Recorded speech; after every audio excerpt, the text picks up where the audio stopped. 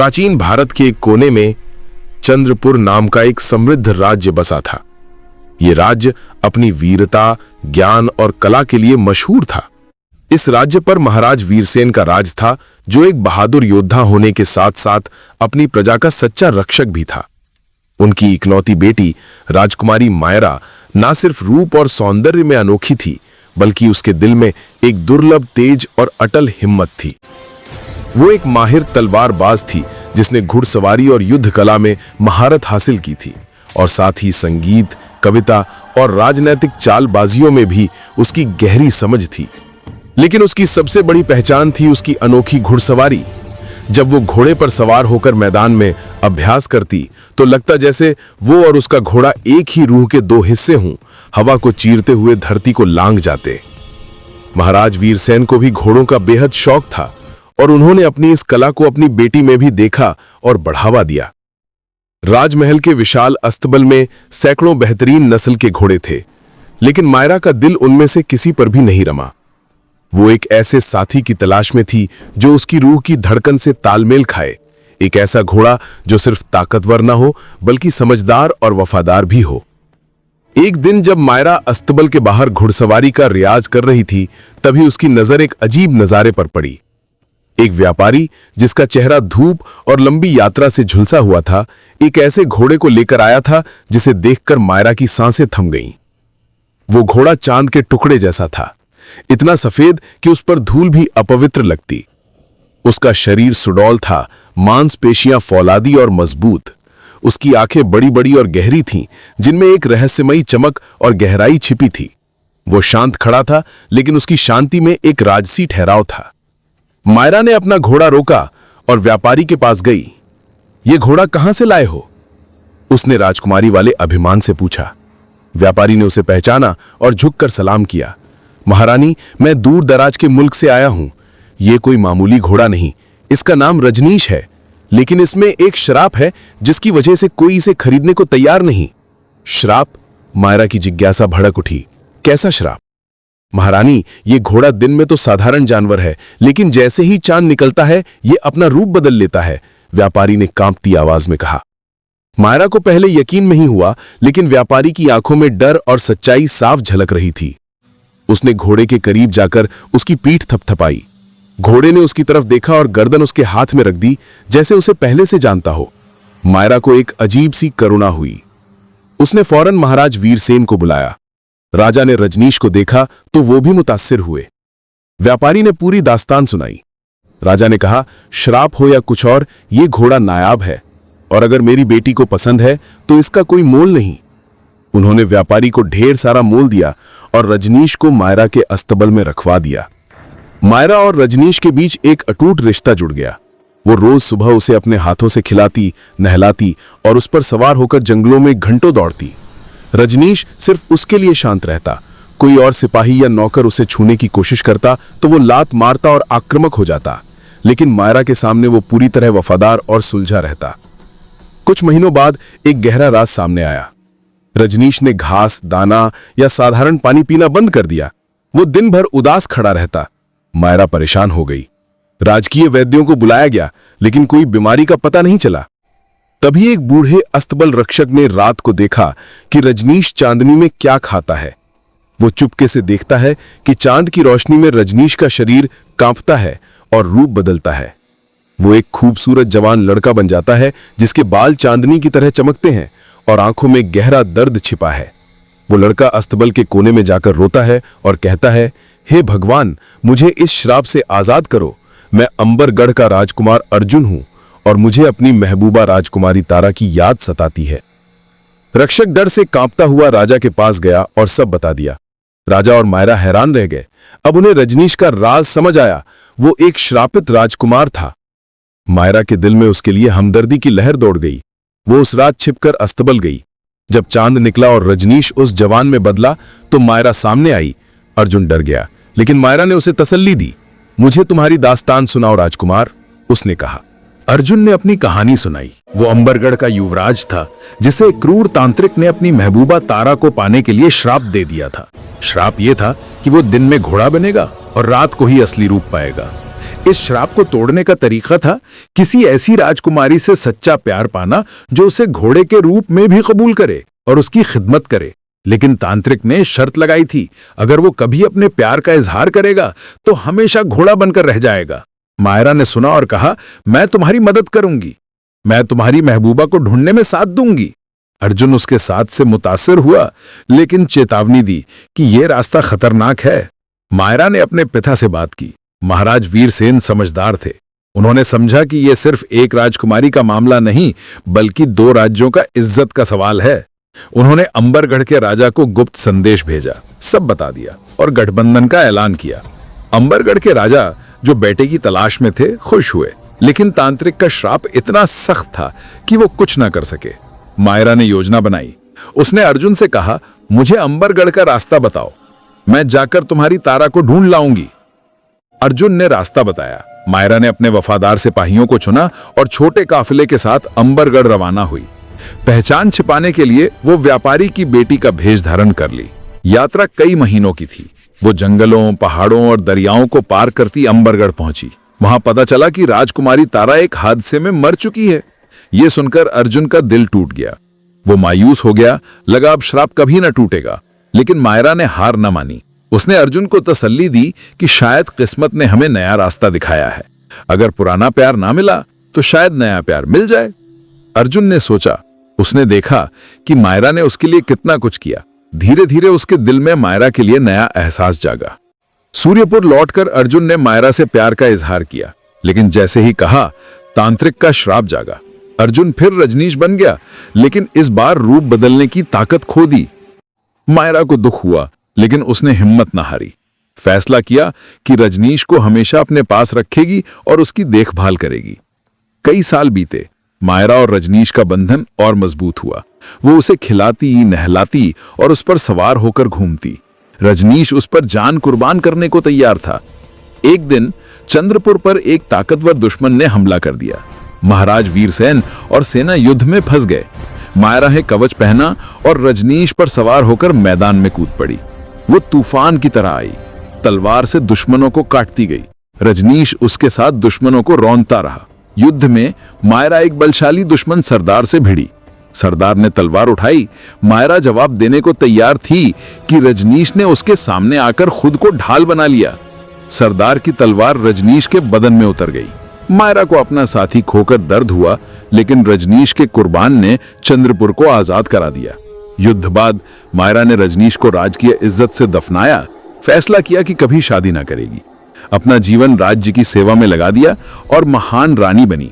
उसने कभी कोई घोड़ा ना पाला जो रजनीश जैसा हो, लेकिन याद रखती कि रजनीश सिर्फ घोड़ा नहीं, बल्कि वफादार दोस्त, बहादुर योद्धा और सच्चा आशिक था। वर्ष बीते। चंद्रपुर की घाटी में अमन लौटा, लेकिन वो अमन पहले जैसा ना था। राजकुमारी मायरा अब और परिपक्व और संयमी हो चुकी थी। उसने अपना दर्द दिल के एक कोने में कैद कर लिया और राज्य सेवा को धर्म बना लिया। महाराज वीरसेन की उम्र ढल रही थी। अब राजकाज मायरा को सौंप रहे थे। मायरा ने न्याय, खजाना और फौज के मामलों में इतनी महारत हासिल की कि प्रजा और दरबारी उसके फैसलों का लोहा मानते। वो ऐसी रानी बनी जो न सिर्फ खूबसूरत थी, बल्कि निडर और प्रजापालक भी। लेकिन रात के सन्नाटे में जब महल सो जाता, मायरा बालकनी से चांद निहारती। आंखों में चांदनी के साथ रजनीश की यादें उमड़ आती। रजनीश की याद अब दर्दनाक जख्म नहीं, बल्कि धुंधली मीठी स्मृति बन गई। वो सोचती, कहीं वो अभी भी किसी जंगल में चांदनी में अपना श्राप तो नहीं झेल रहा। ये ख्याल उसे अजीब सुकून और अधूरापन देता। इसी बीच चंद्रपुर की दौलत की खबरें दूर फैली, और जहां दौलत होती है वहां जलन और लालच अपनी जाल बिछाता। चंद्रपुर के पूर्व में कालघाट नाम का बंजर और जालिम राज्य था, जहां राजा राक्षस का राज था। वो क्रूर और लालची था। उसकी फौज लूट और तबाही के लिए बदनाम। उसने चंद्रपुर की हरी भरी जमीन और भरे खजाने पर नजरें गड़ाईं। उसके जासूसों ने खबर दी कि चंद्रपुर का राजा अब बूढ़ा है और फौज को लंबे अरसे से कोई बड़ी जंग न मिली। राजा राक्षस को सुनहरा मौका लगा। उसने सरदार को बुलाया और कहा, तैयार हो जाओ, हम चंद्रपुर पर धावा बोलेंगे। उनका सोना हमारे खजाने में और उनकी जमीन हमारे बंजर में मिलाएंगे। जल्द ही चंद्रपुर की सरहद पर राक्षस की विशाल फौज जमा हुई। उनके झंडे पर काला गिद्ध था, मौत और बर्बादी का निशान। चंद्रपुर के सिपाहियों ने देखा तो हौसले पस्त हो गए। उनकी फौज छोटी थी और युद्ध का तजुर्बा पुराना। महाराज वीरसेन ने फौज इकट्ठी की और हौसला बढ़ाने की कोशिश की, लेकिन चेहरों पर डर साफ था। जंग की घोषणा हुई और कुछ दिनों में चंद्रपुर के फाटक पर खून खराबा शुरू। कालघाट की फौज संख्या और हुनर में आगे थी। चंद्रपुर के बहादुर लड़े लेकिन टूटते गए। हर रोज सैकड़ों शहीद होते और कालघाट राजधानी की तरफ बढ़ता। महाराज वीरसेन हार से टूटे, तबीयत बिगड़ी। मायरा ने पिता की सेवा की और फौज का जोश बनाए रखा, लेकिन हालात नाजुक थे। एक शाम जब दुश्मन के घोड़ों की टापें दीवारों पर गूंज रही थीं, राजा ने मायरा को बुलाया। मायरा, उनकी आवाज कांप रही थी, हम हार रहे हैं। कालघाट का राक्षस हमारे राज्य को तबाह कर देगा। हमारे पास सिर्फ एक उम्मीद है, कोई करिश्मा।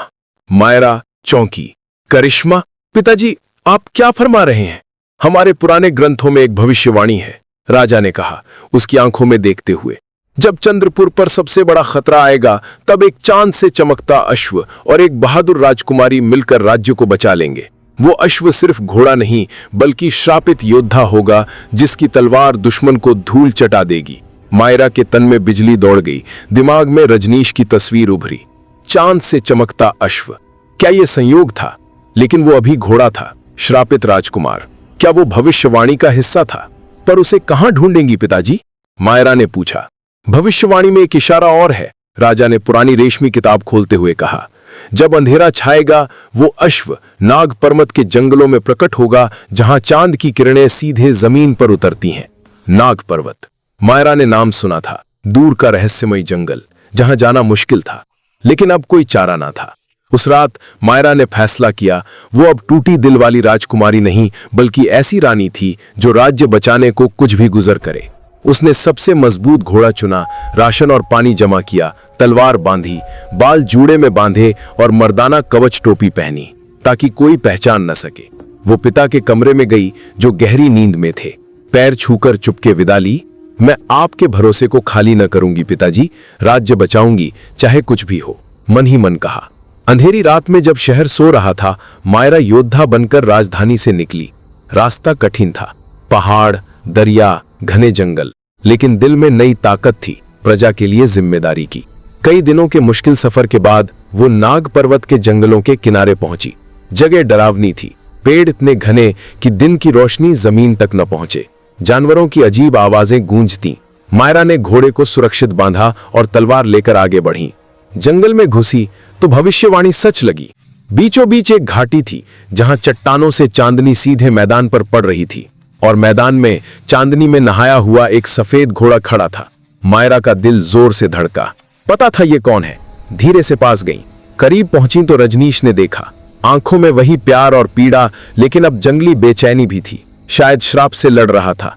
रजनीश, मायरा ने धीरे कहा। घोड़ा कांपा और पीछे हटा। मुझे पहचानते नहीं? मैं मायरा हूं। मायरा ने टोपी उतारी और चेहरा चांदनी में दिखाया। रजनीश रुका, सिर हिलाया, जैसे याद आ रहा हो। मायरा ने पीठ पर हाथ रखा, लगा जैसे सदियों पुराना पत्थर छुआ हो। मैं तुम्हारे लिए नहीं आई अर्जुन, मायरा ने असली नाम लिया। मैं राज्य के लिए आई हूं। चंद्रपुर पर कालघाट का राक्षस हमला कर रहा है। हमारे पास कोई उम्मीद नहीं। ग्रंथों में भविष्यवाणी है, चांद से चमकते अश्व की। मुझे पता है तुम वही हो। रजनीश ने दुखी सांस ली। पता था मायरा सच कह रही। वो भविष्यवाणी जानता था, लेकिन कभी सोचा ना था कि वो इसे पूरा कर पाएगा। उसने श्राप से लड़ने के लिए यहां साल बिताए, लेकिन अभी पूरी तरह न जीता था। मैं तुम्हारा क्या कर सकता हूं मायरा? आंखों में बेबसी थी। मैं घोड़ा हूं, रात को ही इंसान, दिन में लाचार। कैसे पूरी फौज से लड़ूं?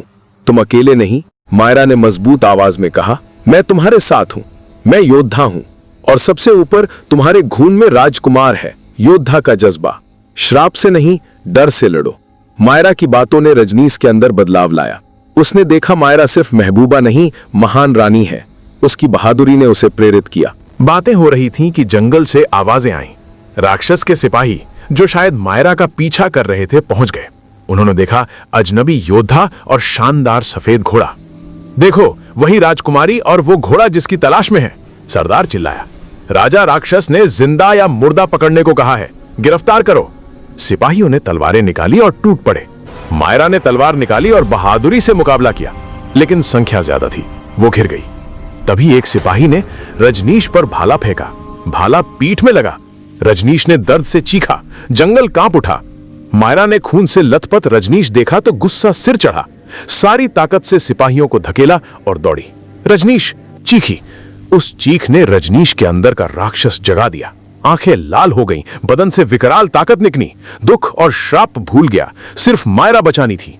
जोरदार दहाड़ के साथ उछला, पैरों से 2 सिपाहियों को पटक दिया, मुंह से आग की लपट निकाली। सिपाही पीछे हटे। वो अब भयानक जानवर था जिसका कोई जवाब न था। मायरा हैरान। पता था रजनीश खास है, लेकिन यह रूप न देखा था। देखा कि बदन बदल रहा, घोड़े के साथ इंसानी रूप उभरा। वो आधा घोड़ा आधा इंसान का राक्षस बन गया। सिपाही डर से भागे। रजनीश ने उन्हें भगाया और शांत होकर गिर पड़ा। बदन फिर घोड़े का हो गया। मायरा दौड़कर पास गई, सिर गोद में लिया। बदन से खून बह रहा था। तुम ठीक होगे रजनीश, रोते हुए कहा। सब ठीक होगा। रजनीश ने आंखें खोली। आंखों में अब डर नहीं, नई हिम्मत। समझ लिया श्राप कमजोरी नहीं, ताकत बन सकता है। इसे काबू करना होगा। मैं तुम्हारे साथ आऊंगा मायरा, चंद्रपुर बचाऊंगा, राक्षस को मारूंगा। मायरा मुस्कुराई, सिर धोया, घाव पर पत्ते लगाए। जान लिया अब राज्य बचाने का सबसे बड़ा हथियार मिल गया। श्रापित राजकुमार जो प्यार में कमजोर हो सकता था, लेकिन फर्ज के लिए अजेय था। अब लंबी जंग थी, लेकिन वो अकेले न थे। एक दूसरे के साथ और पूरे राज्य की उम्मीद साथ वो चंद्रपुर की तरफ चले, जहां राक्षस और उसकी क्रूर फौज का सामना था। जंग अभी शुरू न हुई थी, लेकिन जीत की पहली लड़ाई जीत ली, डर पर फतह की। चंद्रपुर लौटकर मायरा और अर्जुन के लिए जिंदगी पहले जैसी न रही। रजनीश का श्राप टूटा था, लेकिन उसके निशान उनके रिश्ते पर हमेशा छाए रहे। वो दिन रात साथ रहते, लेकिन बीच में अजीब खामोशी। अर्जुन रोज गलती के लिए माफी मांगता। मायरा मुस्कुराकर कहती भूल जाओ वो बात, लेकिन दिल से भूलना मुश्किल था। मायरा के दिल में फिर जख्म था। अर्जुन को अपनी गद्दारी की सजा महसूस होती। इसी बीच कालघाट का राक्षस राजा राक्षस ने चंद्रपुर पर हमला ठान लिया। खबर मिली कि चंद्रपुर का राजा बूढ़ा और कमजोर है और राजकुमारी मायरा योग्य है, लेकिन औरत है। सोचा अब कब्जा करने का सही वक्त है। एक सुबह जब सूरज अभी पूरी तरह न जागा था, कालघाट की फौज ने सरहद पर धावा बोल दिया। धूल से आसमान ठग गया। चंद्रपुर के सिपाहियों ने जब होश संभाले, दुश्मन किले की दीवारों तक पहुंच चुके थे। महल में हड़कंप मच गया। महाराज वीरसेन जो अब बिस्तर पर थे को खबर मिली तो बदन कांप उठा। उठकर मैदान जाना चाहते थे, लेकिन कमजोर जिस्म साथ न दे रहा। तभी मायरा ने ढाल और तलवार उठाई। दासियों और सहेलियों को पुकारा, मेरे साथ चलो। आवाज में ऐसी ताकत की सब पीछे चल पड़े। वो अब नरम राजकुमारी न थी जो फूलों की मालाएं बनाती थी, राज्य की योद्धा बन चुकी थी। मायरा ने पहाड़ी पर खड़े होकर फौज से कहा, चंद्रपुर के वीरों, आज हमारे राज्य पर खतरा है। हमारी मिट्टी, संस्कृति, इज्जत पर हमला है। राजा राक्षस और उसकी फौज हमें मिटाना चाहती है, लेकिन क्या तुम इजाजत दोगे? नहीं। सिपाहियों की गूंज से घाटी गूंज उठी। तो उठो, तलवारें उठाओ, धनुष खींचो, आज आखिरी सांस तक लड़ेंगे, राज्य बचाएंगे। जय चंद्रपुर। मायरा के भाषण में नई जान फूंक दी। सिपाही 2 गुने जोश से लड़े। मायरा घोड़े पर सवार मैदान में कूदी। तलवार चमक रही, आंखों में आग। कालघाट के सिपाहियों को काटती आगे बढ़ी। जंग भयानक थी। खून की नदियां बह रहीं। चीखें, तलवारों की टकराहट से मैदान गूंजा। मायरा बहादुरी से लड़ी, लेकिन कालघाट की फौज ज्यादा थी। धीरे धीरे चंद्रपुर पिछड़ने लगा। तभी अर्जुन भी मैदान में पहुंचा। मायरा को खतरे में देख बेचैन हो गया। पता था कि अगर मायरा को कुछ हुआ तो वो न जिएगा। तलवार निकाली और जंग में कूद पड़ा। अर्जुन महान योद्धा था, अकेले दर्जनों को मौत दी। तलवार चक्र की तरह घूमी। मायरा और अर्जुन साथ लड़े। उनकी जोड़ी देख कालघाट के सिपाही डर से भागे। जंग का रुख पलटा। चंद्रपुर की फौज फिर जिंदा हुई। कालघाट पिछड़ी। राजा राक्षस जो पहाड़ी से देख रहा था, गुस्से से लाल हो गया। हार न मानना चाहता था। उसने तीरंदाजों को बुलाया। उस लड़की को मारो, वही हार की वजह है। तीरंदाजों ने धनुष खींचे, मायरा पर तीर छोड़े। मायरा बच गई, लेकिन एक तीर अर्जुन की तरफ बढ़ा। अर्जुन ने तीर देखा, मायरा को देखा। मायरा अनजान थी। पता था अगर तीर लगा तो मौत। बिना सोचे खुद को मायरा के सामने डाल दिया। तीर छाती में धंस गया। वो गिर पड़ा। अर्जुन! मायरा की चीख निकली। दौड़कर पास पहुंची। अर्जुन खून से लथपथ, सांसें टूट रहीं। अर्जुन, क्या हुआ? रोते हुए बोली। मायरा। अर्जुन ने कांपते हाथ से हाथ पकड़ा। मैं तुम्हें खो ना सकता, मुझे माफ कर दो। नहीं, तुम कुछ ना होगे, मैं बचाऊंगी, मायरा ने कहा। नहीं मायरा, मेरा वक्त आ गया, अर्जुन ने कहा। लेकिन बताना चाहता हूं कि मैं तुमसे कितना प्यार करता हूं। तुम्हारे बिना जिंदगी बेकार है। अर्जुन की आंखें बंद हुईं। मायरा उसके शव को बाहों में लेकर रोई। कालघाट की फौज ने अर्जुन को मरा देखा तो हौसला टूटा। जंग छोड़ भागे। चंद्रपुर जीत गया, लेकिन मायरा ने अपना प्यार खो दिया। अर्जुन की मौत के साथ श्राप खत्म हुआ। आखिरी सांस के साथ बदन चमकदार नूर में लिपट गया। नूर गायब हुआ तो वो सुंदर जवान के रूप में पड़ा था। आंखों में सुकून। अब घोड़ा न था, वो अर्जुन था, अंबरगढ़ का राजकुमार जिसने गलती का बदला चुकाया। मायरा ने उसे ऐसे देखा तो अजीब सुकून मिला। पता था अर्जुन अब चैन में है। पिता महाराज वीरसेन को बुलाया। राजा ने अर्जुन को देखा तो कुर्बानी पर फख्र हुआ। कहा, अर्जुन, तुमने सच्चे योद्धा और आशिक की मौत पाई। तुम हमेशा हमारे दिल में रहोगे। अर्जुन का अंतिम संस्कार राजकीय ढंग से हुआ। चंद्रपुर की प्रजा ने शोक मनाया। मायरा ने 3 दिन कुछ न खाया पिया, सिर्फ अर्जुन की यादों में खोई रही। 3 दिन बाद मायरा ने खुद संभाला और राज्य संभाला। कालघाट से अमन की संधि की, जिसमें कालघाट ने कभी हमला न करने का वादा किया। मायरा ने अर्जुन की याद में मंदिर बनवाया, जहां उसकी मूर्ति रखी। रोज जाती और बातें करती। एक दिन मंदिर में एक बूढ़ा साधु मिला। साधु ने कहा, राजकुमारी, मैं तुम्हारी आजमाइश देख रहा हूं। तुमने प्यार खोया लेकिन राज्य बचा लिया। तुम महान रानी बनोगी। मायरा ने शुक्रिया अदा किया। मैं अर्जुन की याद में जीऊंगी। साधु ने कहा, अर्जुन अब तुम्हारे दिल में है, हमेशा साथ रहेगा। मायरा ने बातों पे गौर किया। समझ आई अर्जुन साथ है, भले जिस्म से ना हो। मायरा ने फिर राज्य संभाला। प्रजापालक और इंसाफ पसंद रानी बनी। राज्य को नई बुलंदियों पर पहुंचाया, लेकिन हमेशा अर्जुन की याद में जीती रही। मायरा की दास्तान चंद्रपुर में प्रेरणा बनी। लोग उसकी बहादुरी और कुर्बानी की कहानियां सुनाते। वो ऐसी रानी थी जिसने प्यार को फर्ज से ऊपर रखा। अर्जुन की दास्तान भी मशहूर हुई। वो राजकुमार जिसने गलती का प्रायश्चित किया और महबूबा बचाने को जान दी। मायरा और अर्जुन की मोहब्बत सदियों तक याद रहेगी। ये दास्तान प्यार, कुर्बानी और फर्ज की अमर कहानी है। और इसी के साथ चंद्रपुर की उस अनोखी दास्तान का अंत हो गया, जहां एक राजकुमारी ने एक घोड़े से मोहब्बत की और उसे सच्चा प्यार मिला। कालघाट की जंगलों से निकलकर मायरा और अर्जुन अब सिर्फ 2 आशिक नहीं, बल्कि बड़े खतरे का सामना करने वाले 2 रहनुमा थे। उनके साथ चंद्रपुर के वफादार सिपाही थे, जो जंग में जान बचाकर भागकर राजकुमारी से मिले थे। चेहरों पर हार की मायूसी, लेकिन आंखों में राजकुमारी और उसके साथी के प्रति अटूट यकीन। नाग पर्वत के एक सुरक्षित मैदान में पुराने बरगद के नीचे जंग की मजलिस चल रही थी। मायरा मर्दाना भेष में पत्थर पर बैठी थी, बाल खुले, आंखों में ठंडी आग, सामने लकड़ी का नक्शा जहां चंद्रपुर और आसपास को निशान लगाए थे। अर्जुन, जो रात में ही इंसानी रूप पाता था, पास खड़ा था, चेहरे पर पछतावा और मजबूत इरादा। वो पुराना अर्जुन न था जो एक दासी के जुल्फों में पागल हुआ। अब राजकुमार था जो गलती का बदला चुकाने और महबूबा का राज्य वापस लौटाने को तैयार। राजा, राक्षस की फौज हमसे 10 गुना है, बूढ़े सरदार विक्रम ने कहा, मूंछों पर फिक्र की लकीरें। उसके पास जादुई योद्धा भी हैं, सीधे मुकाबले में हार तय है। मायरा ने देखा, आंखों में कोई हिचक ना थी। हम सीधा मुकाबला न करेंगे, चालाकी अपनाएंगे। नक्शे की तरफ इशारा किया। चंद्रपुर चारों तरफ पहाड़ों से घिरा है, 2 तरफ दरिया। ये कुदरती किला है, इसका फायदा उठाएंगे। अर्जुन ने कहा, मैं राक्षस के दरबार में रहा हूं, उसकी फौज की चालें और कमजोरी पता है। वो घमंडी है, खुद को अजेय समझता है, यही उसकी कमजोरी है। मायरा ने सिर हिलाया। सही, और हमारे पास एक ऐसा हथियार है जिसका उसे इल्म नहीं। सबकी नजरें अर्जुन पर गई। वो समझ गया मायरा का मतलब। दिन में मैं रजनीश हूं, अर्जुन ने कहा। साधारण घोड़ा नहीं, बल्कि तेज और चालाक योद्धा। मैं दुश्मन के डेरे में घुस सकता हूं, योजनाएं चुरा सकता हूं, पैगाम वीरों को पकड़ सकता हूं। रात में मैं अर्जुन हूं जो तुम्हारे साथ जंग की रणनीति बनाऊंगा।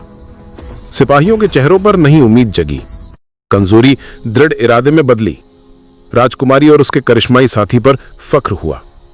लेकिन एक मुश्किल बाकी थी, वो श्राप। जब तक ना टूटे अर्जुन पूरी तरह आजाद न था और राजकुमार के तौर पर उसका मुस्तकबिल अधूरा। उस रात जब चांद चांदी की थाली जैसा चमक रहा था, मायरा, अर्जुन और लक्ष्मी साथ बैठे थे।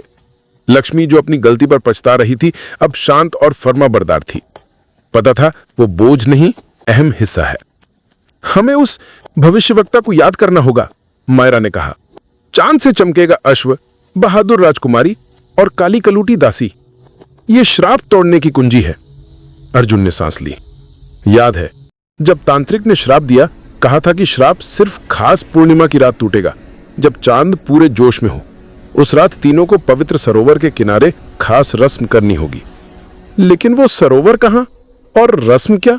मायरा ने पूछा। अर्जुन के जवाब से पहले लक्ष्मी बोली, आवाज कांपती लेकिन मजबूत। राजकुमारी, मुझे याद है, कहा, मेरी नानी एक लोरी गाती थी, चांद, रहस्यमयी घोड़े और पवित्र दरिया की। कहती थी ये पुरखों की पुरानी दास्तान है। मायरा और अर्जुन उत्सुक होकर देखने लगे। लक्ष्मी ने धीरे लोरी गाई, कांपती आवाज रात में दूर गूंजी। चांद की चांदनी में जब अंधेरा घना हो, एक अश्व आएगा जो बनेगा तेरा अपना हो। पवित्र दरिया के तट पर जहां शिव महादेव विराजें, वही ठिकाना है जहां मिटेगा गहरा श्राप। राजकुमारी का साथ, दासी का कुर्बान, चांद से जब मिलेगा तब बनेगा यकीन। लोरी खत्म हुई तो सन्नाटा छा गया। यह सिर्फ लोरी न थी, सुराख थी। शिव महादेव, पवित्र दरिया, अर्जुन बुदबुदाया। याद आया, नाग पर्वत के जंगल में प्राचीन शिव मंदिर है, पास में छोटी लेकिन तेज बहती दरिया है। लोग उसे चंद्र दरिया कहते हैं, पूर्णिमा में चांदी की तरह चमकती है। तो वही हमारा मकसद, मायरा ने कहा, आंखों में नहीं जान। अगली पूर्णिमा 3 हफ्ते बाद है। हमें 3 हफ्तों में राक्षस को हराना है और वहां पहुंचना है।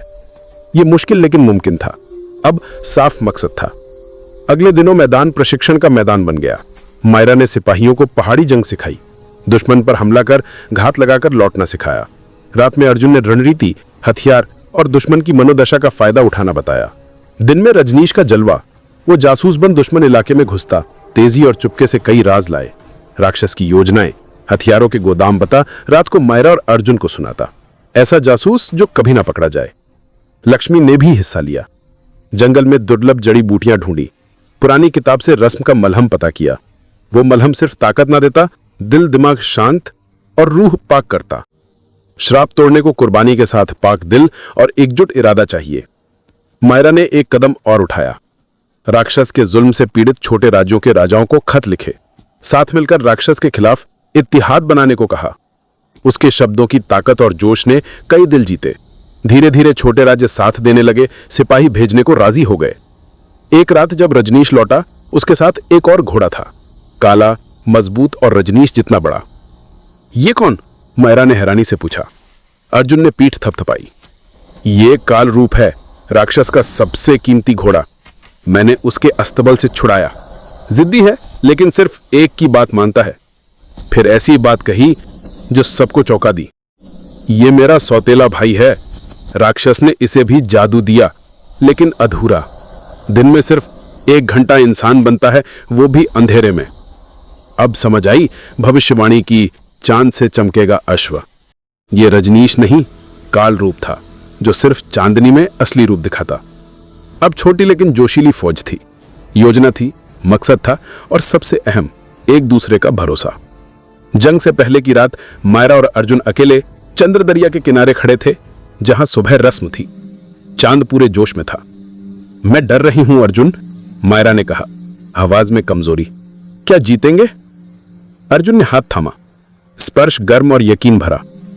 जीतेंगे मायरा, शायद जाने दें लेकिन जीतेंगे, क्योंकि हमारे पास वो है जो राक्षस के पास नहीं, मोहब्बत, इत्तेहाद और हक। तलवार निकाली, चांद की तरफ देखा। ये चांद गवाह है, देख रहा है, और कल सूरज उगेगा तो दुनिया को बताएगा कि अंधेरा कितना गहरा हो, रोशनी के आगे झुक ही जाता है। मायरा ने देखा आंखों में आंसू, लेकिन पीछे अटल हिम्मत। पता था चाहे कुछ हो, वो और अर्जुन ये जंग साथ लड़ेंगे। और इस तरह चांदनी में नई सुबह की उम्मीद के साथ वो उस मुस्तकबिल का सामना करने को तैयार थे जिसकी कभी ख्वाहिश न की। राज्य वापस लेने की कसम और मोहब्बत पूरी करने का इरादा दोनों साथ चल रहे थे। वो रात जब राजकुमारी मायरा और राजकुमार अर्जुन, जो अब दोनों रूपों में कबूल हो चुका था, साथ बैठे मुस्तकबिल सोच रहे थे, उनके दिल में नई फिक्र जागी। अर्जुन का श्राप टूटा था, लेकिन दिन में अभी घोड़ा बनता था। मतलब वो अभी भी अपने पिता जालिम राजा राक्षस के गुस्से का शिकार था, और राक्षस ऐसा था जो ख्वाहिश पूरी करने को कुछ भी कर गुजरे। मायरा ने अर्जुन का हाथ थामा और कहा, अर्जुन, हमें इस श्राप को पूरी तरह समझना होगा। शायद वो जंगल में मिला बूढ़ा साधु मदद करे, उसी ने तो तुम्हें बचाया था। अर्जुन राजी हुआ, दिल भी यही कह रहा था। अगली सुबह वो दोनों फिर उस घने जंगल की तरफ चले। रास्ता कठिन था, लेकिन अब एक दूसरे का साथ हर मुश्किल आसान कर देता। झोपड़ी पहुंचे तो बूढ़ा इंतजार कर रहा था, जैसे पता था आएंगे।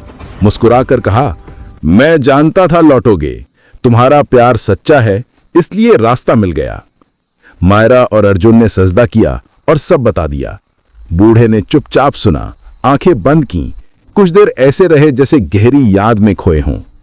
फिर आंखें खोली और कहा, जो पहले बताया वो पूरी सच्चाई न थी। राक्षस का श्राप सिर्फ आधा सच था, असली श्राप और गहरा है। अर्जुन और मायरा हैरान देखने लगे। बूढ़े ने कहा, राक्षस ने तुम्हें घोड़ा बनाने का श्राप इसलिए दिया ताकि कोई राजकुमारी तुम्हें पसंद करे, लेकिन एक छिपी शर्त थी। श्राप तभी टूटेगा जब सच्चे प्यार की आग जुल्म की परछाई पर भारी पड़ेगी और बिजली चमकेगी। बिजली? हां, बिजली का मतलब ऐसा काम जो सिर्फ सच्चे प्यार और हिम्मत से हो। राक्षस मानता है कोई प्यार इतना मजबूत नहीं। वो सोचता है तुम्हारा प्यार कमजोर है, लेकिन अगर तुम उसके जुल्म का मुकाबला करोगे, बुराई खत्म करोगे, तभी साबित होगा प्यार सच्चा है, और तभी अर्जुन का श्राप पूरी तरह टूटेगा। अर्जुन का चेहरा गंभीर हुआ। मतलब पिता के खिलाफ लड़ना होगा? बूढ़े ने सिर हिलाया। नहीं बेटा, लड़ने का मतलब नफरत नहीं, मतलब उसकी बुराई रोकना। अगर तुम चंद्रपुर बचाओगे, यही उसके जुल्म के खिलाफ सबसे बड़ा कदम होगा। मायरा की आंखों में चमक आई। वो योद्धा थी, समझ आई क्या करना है। अर्जुन की तरफ देखा और कहा, मैं चंद्रपुर बचाऊंगी, फौज की कमान लूंगी, और तुम? रुक कर कहा, और तुम मेरे बहादुर रजनीश मेरी जंग में साथ दोगे। अर्जुन ने हाथ थामा, आंखों में शुक्रगुजार। हमेशा तुम्हारे साथ हूं मायरा, राजकुमार हूं या घोड़ा। योजना तय हुई। चंद्रपुर लौटे। महाराज वीरसेन, जो बहुत कमजोर थे, को सब बताया। राजा पहले फिक्र में पड़े, लेकिन बेटी के चेहरे पर दृढ़ता देख फख्र हुआ। मायरा को फौज की कमान सौंपी। मायरा ने चांदी का कवच और तलवार पहनी।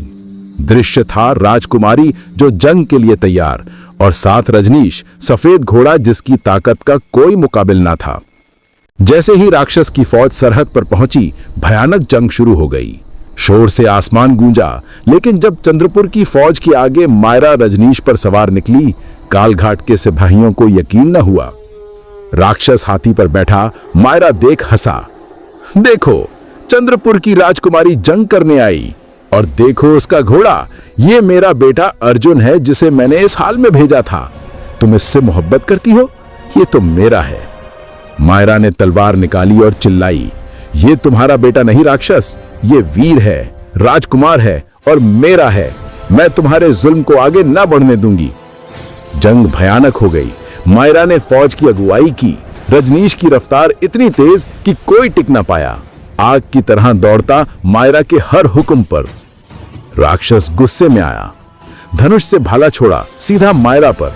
मायरा ने रोकने की कोशिश की, लेकिन भाला तेज था। उसी पल रजनीश ने छलांग लगाई, खुद को भाले के आगे डाल दिया। भाला छाती में घुसा। दर्द भरी चीख निकली, लेकिन उसी वक्त करिश्मा हुआ। रजनीश के बदन से तेज नूर निकला। सबकी आंखें चौंधिया गईं। राक्षस का भाला नूर में जल गया। रोशनी कम हुई तो सबने देखा घायल घोड़ा नहीं, बल्कि राजकुमार अर्जुन पड़ा था, छाती में भाला। घायल था लेकिन जिंदा। कालघाट के सिपाहियों को अपना राजकुमार ऐसे देख यकीन न हुआ। चेहरों पर हैरानी। समझ आए राक्षस ने अपने बेटे पर कितना जुल्म किया। चंद्रपुर के सिपाहियों का जोश बढ़ा और जोर से लड़े। कालघाट की फौज हारने लगी। मायरा दौड़कर अर्जुन के पास पहुंची, सिर गोद में लिया। अर्जुन, तुम ठीक हो? अर्जुन ने दर्द से आंखें खोली। मैं तुम्हें खोने न दूंगा मायरा। राक्षस ने देखा तो घबराया, पीछे हटने लगा, लेकिन उसके सिपाहियों ने उसे घेर लिया, हथियार उसकी तरफ कर दिए। जंग खत्म हुई। राक्षस को उसके सिपाहियों ने कैद कर लिया। चंद्रपुर और अंबरगढ़ दोनों में अमन लौटा। अर्जुन को गहरी चोट लगी थी, लेकिन धीरे ठीक होने लगा। मायरा रोज खिदमत करती, उनका प्यार रोज मजबूत होता। कुछ महीनों बाद अर्जुन पूरी तरह ठीक हुआ। मायरा से शादी का पैगाम दिया। महाराज वीर सेन ने खुशी से कबूल किया। अंबरगढ़ के राजकुमार अर्जुन और चंद्रपुर की राजकुमारी मायरा की शादी धूमधाम से हुई। दोनों राज्यों में जश्न था। शादी की रात चांदनी चमक रही थी। अर्जुन और मायरा बालकनी में चांद निहार रहे थे। तुमने मुझे बचाया अर्जुन, मायरा ने धीरे कहा। नहीं मायरा, अर्जुन ने हाथ थामते कहा। हमने एक दूसरे को बचाया। तुम्हारे प्यार ने मुझे जिंदा रखा और मेरे प्यार ने तुम्हें बहादुर बनाया। वो दोनों मोहब्बत भरी नजरों से देखते रहे। उनकी दास्तां सदियों तक सुनाई जाएगी। राजकुमारी की बहादुरी और राजकुमार की कुर्बानी की, जिसने साबित किया सच्चा प्यार कोई श्राप या रुकावट न रोक सकता। और इस तरह चंद्रपुर और अंबरगढ़ में अमन और तरक्की का नया दौर शुरू हुआ, जो उस प्यार की बदौलत था जिसने अंधेर को मात देकर नई सुबह लाई थी। लेकिन जैसे ही वो चांदनी में एक दूसरे को देख रहे थे, दूर क्षितिज पर एक काली परछाई मंडराई, जैसे कोई अनकहा राज अभी बाकी हो, कोई छिपा श्राप जो वापस लौट सकता हो। क्या उनका प्यार सच में अमर था या किस्मत अभी और आजमाइश बाकी रखती थी? ये सवाल उनके दिलों में गूंजता रहा और सुनने वाले के मन में भी हमेशा के लिए। सच्चाई के रास्ते पर अकेले खड़े होने पर भी जीत हमेशा सच की होती है। अगर आपको ये कहानी पसंद आई हो तो इसे लाइक करें और ज्यादा से ज्यादा लोगों तक शेयर करें। कमेंट करके बताएं और हमारे चैनल को सब्सक्राइब करना न भूलें, क्योंकि हम आपके लिए ऐसी ही प्रेरणादायक कहानियां लाते रहेंगे। तो दोस्तों, ये कहानी केवल मनोरंजन और शिक्षा के उद्देश्य से बनाई गई है। इसमें दिखाए गए सभी पाठ, घटनाएं और संवाद काल्पनिक हैं। किसी भी वास्तविक व्यक्ति, संस्था या घटना से इनका कोई संबंध नहीं है। कृपया इसे केवल कहानी के रूप में देखें और इसका आनंद लें। हम किसी की भावनाओं को ठेस पहुंचाना नहीं चाहते।